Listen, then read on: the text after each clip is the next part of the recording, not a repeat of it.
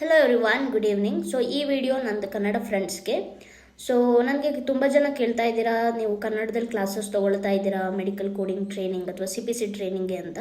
So ನಾನು ಇಲ್ಲಿವರೆಗೂ ಕನ್ನಡದ್ದೇ ಅಂತ ಸಪ್ರೇಟ್ ಬ್ಯಾಚಸ್ ಮಾಡಿಲ್ಲ. ಸೊ ನನಗೇನಾದರೂ ಫ್ಯೂಚರಲ್ಲಿ ಒಂದು 10 ಜನ ಎಲ್ಲ ಕನ್ನಡದ ಸ್ಟೂಡೆಂಟ್ಸೇ ಸಿಕ್ಕರೆ ನಾನೊಂದು ಸಪ್ರೇಟ್ ಬ್ಯಾಚ್ ಮಾಡಿ ಹೇಳ್ಕೊಡ್ತೀನಿ.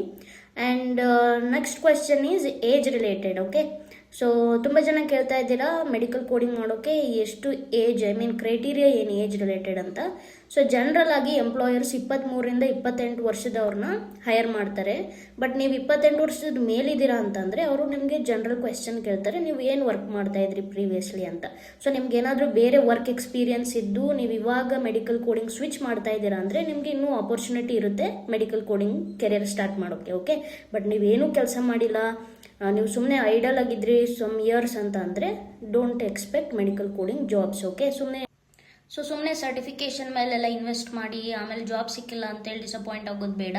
ಸೊ ನಿಮಗೆ ಎಕ್ಸ್ಪೀರಿಯನ್ಸ್ ಇದೆ ಅಂತಂದರೆ ನಾನು ಹೇಳ್ದಾಗೆ, ಅಥವಾ ನೀವು ಮೆಡಿಕಲ್ ಕೋಡಿಂಗಲ್ಲೇ ಸ್ವಲ್ಪ 1 or 2 years 3 years ಎಲ್ಲ ಕೆಲಸ ಮಾಡಿ ಮಧ್ಯದಲ್ಲಿ ಗ್ಯಾಪ್ ಆಗಿ ಆಮೇಲೆ ನೀವು ಕೆಲಸ ಮತ್ತೆ ಹುಡುಕ್ತಾ ಇದ್ದೀರಾ ಅಂತ ಅಂದರೆ ನಿಮಗೆ ಸ್ವಲ್ಪ ಏನೋ ಆಪರ್ಚುನಿಟೀಸ್ ಇರುತ್ತೆ. ಓಕೆ, ಬಟ್ ನೀವೇನೂ ಕೆಲಸ ಮಾಡಿಲ್ಲ ಪ್ರೀವಿಯಸ್ಲಿ, ಇವಾಗ ಫ್ರೆಷರ್ ಜಾಬ್ನ ನೀವು ಮೆಡಿಕಲ್ ಕೋಡಿಂಗಲ್ಲಿ ಹುಡುಕ್ತಾ ಇದ್ದೀರಾ ಅಂದರೆ so opportunities are very limited. Okay, and also ಇನ್ನೇನಪ್ಪ, ಅಷ್ಟೇ ಅನಿಸುತ್ತೆ. Thank you.